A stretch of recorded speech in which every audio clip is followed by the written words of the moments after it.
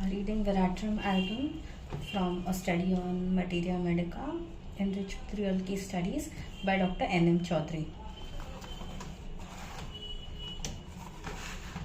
Veratrum Album. In the advanced stage of cholera with great nausea and vomiting. Evacuations are frequent and in huge quantities like rice water stools. Thirst is excessive. Patient is cold, gloom, collapsed, dark rings around the eyes, cold, clammy perspiration on the forehead, tongue feels cold, breath is chilly, pulse is imperceptible. Tongue feels cold, breath is chilly, pulse is imperceptible. Restlessness tosses about and exhibits great anguish in all his features. Mania de grandeur squanders money. Puerperal insanity caused by suppressed catamenia, become extremely affectionate and exhibit great love for everybody. It emerges into an amorous and lascivious state, may pass on to real vehemence and fitful rage.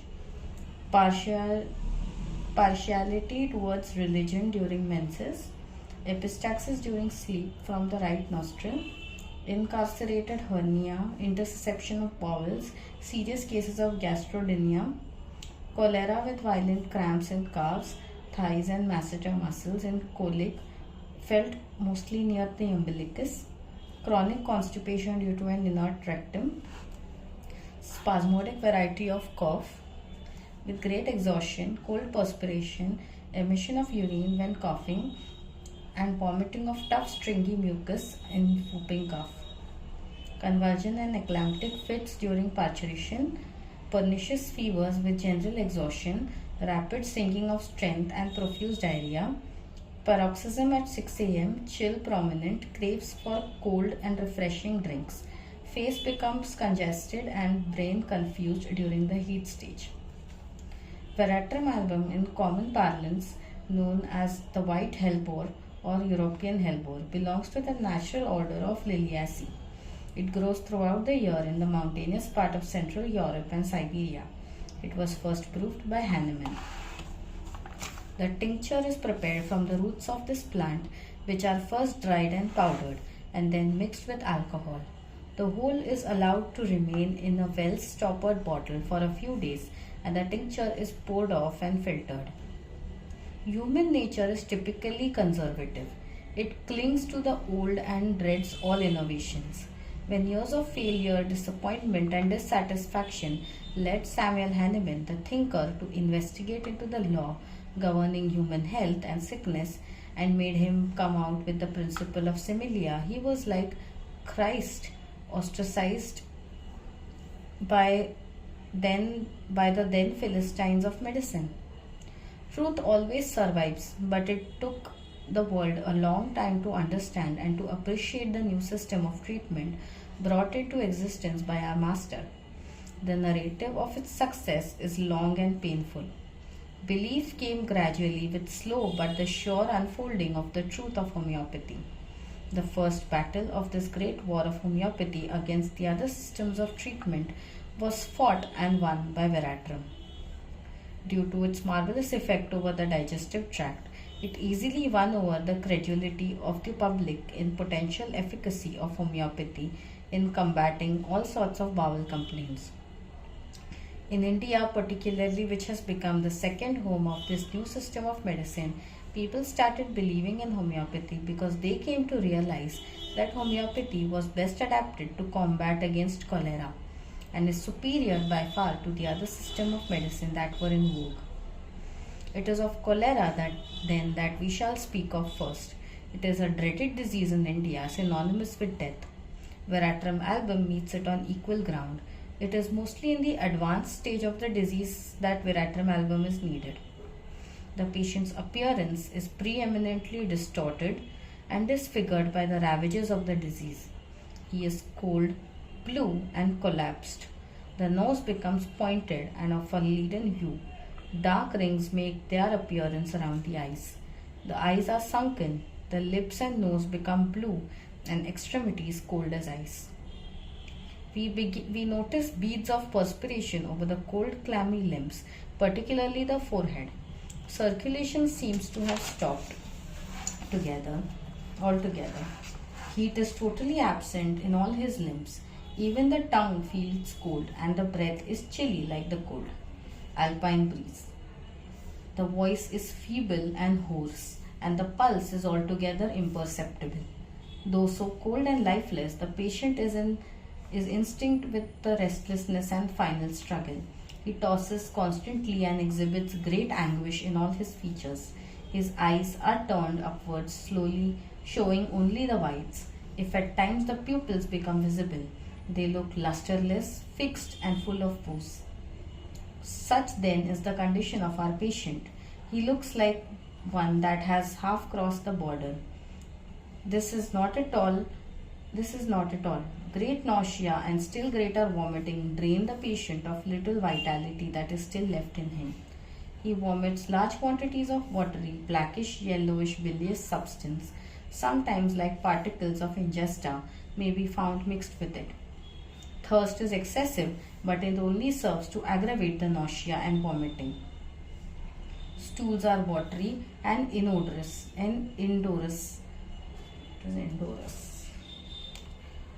So there are always words in Materia Medica that we may not always know.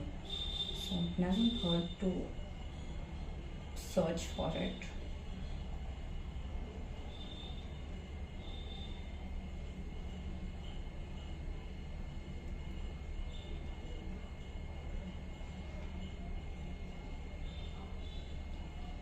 Could be inodorous, that is lacking any smell or odor.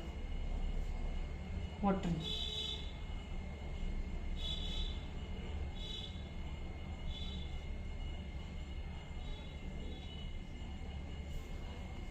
The most important symptom of all is the huge quantity of the evacuations, profuseness of evacuations.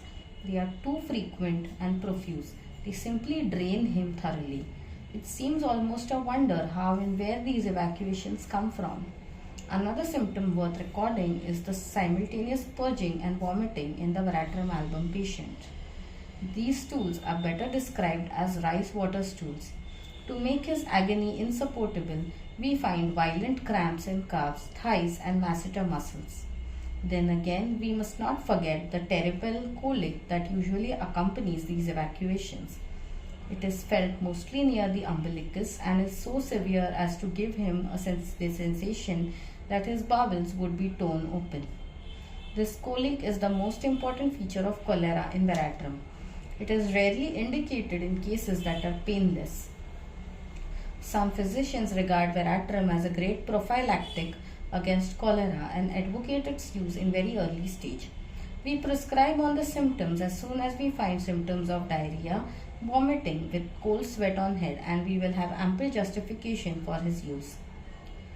Baer recommends aconitum as a great specific for cholera. He says, we have prescribed from 15 to 20 doses of tincture of aconitum in 6 to 8 ounces of distilled water. A teaspoonful of the same is to be taken every 10, 20 or 30 minutes according to the intensity of the symptoms. Under its influence, the patient begins to revive, the circulation of blood returns to the normal condition, pulse arises, the internal heat ceases, and thirst is allayed, and the vomiting and diarrhea arrested. We will next compare Veratrum with camphora, arsenicum, carboveg, cuprum ars, hydrocyanum acidicum, remedies similar to Veratrum. Camphora comes very close to Veratrum. Hahnemann recommends its use in the first stage as a prophylactic. The pale face, the ashy color, the sunken eyes, the cold clammy skin, the wild unconscious look are equally characteristic of this remedy. But the great point that helps the distinction is the suddenness of the onset. The prostration is overwhelming and the collapse is sudden. There is a very virulent type of cholera known as cholera sicca or the dry cholera to which this remedy is particularly adaptable because of the suddenness of the attack and the great rapid sinking of strength of the patient. Arsenic album is another one that presents in an exactly similar picture. Only it adds a further amount of restlessness to the patient and greater burning and discomfort. We rarely find a rice water stool in this remedy. The stool is generally dark, scanty, and offensive. Carbo-veg is administered in the asphyxiated stage where both vomiting and diarrhea have stopped. And yet the patient is sinking. The abdomen is puffed up with flatulence and the patient presents more a complete picture of collapse. The icy hands of death have a very firm grip over him. Every minute his life force seems to be ebbing away. His breathing is fast and labored, his pulse is nearly absent, and his voice gone. When he speaks at all, he speaks in that suppressed husky tone which sounds like the voice of the grave. The lungs are half collapsed and he calls for a lot of external aid.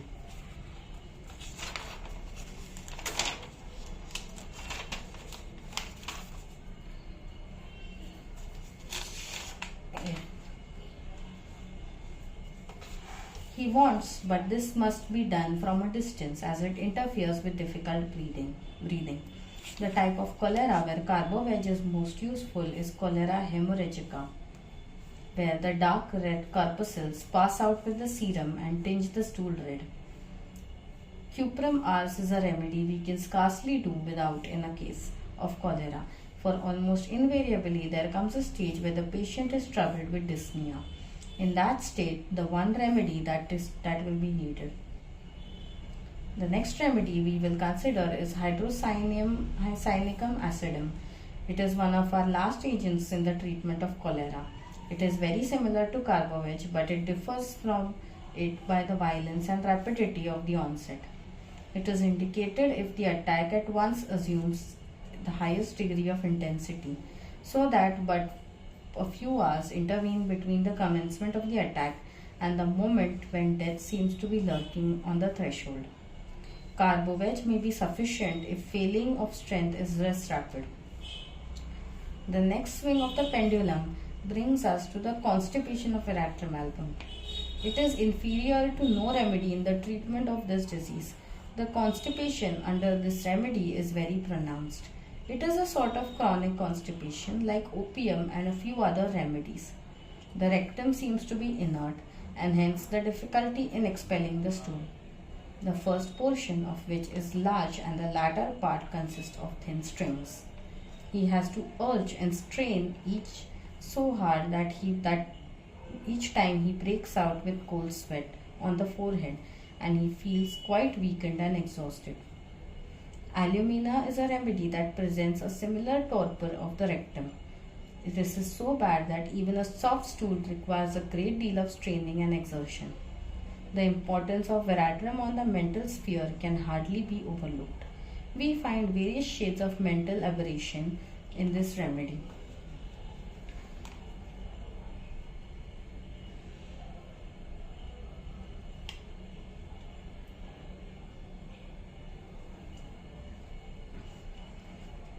Mental actions.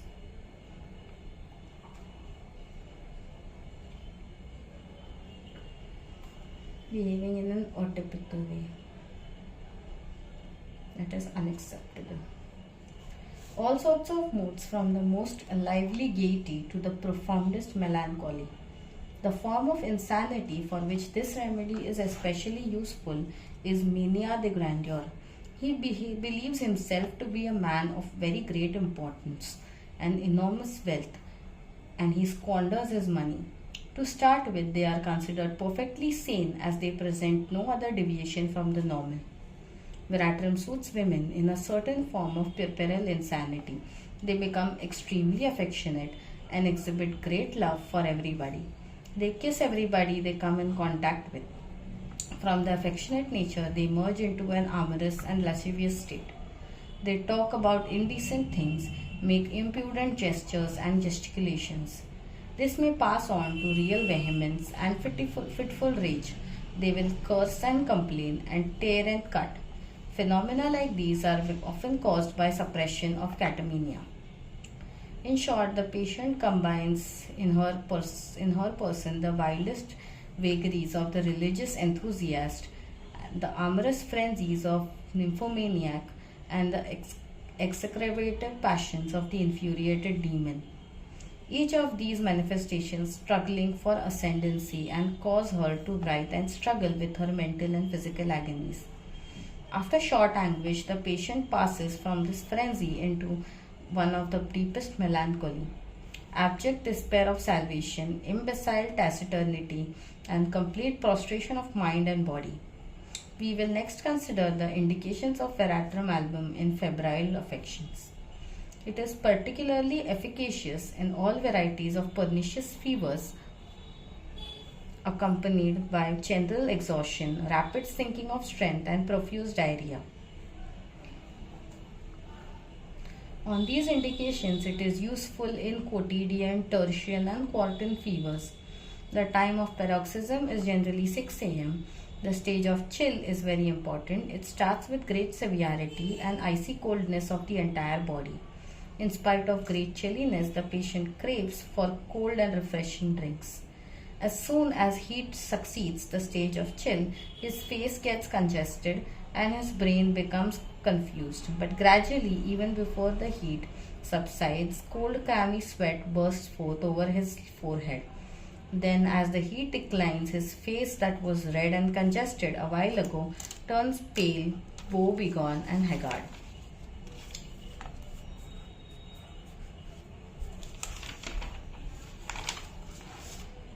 Elaterium comes very close to Veratrum Album. Here, as in the last remedy, the fever starts with cholera-like symptoms. He is very chilly, he gapes and stretches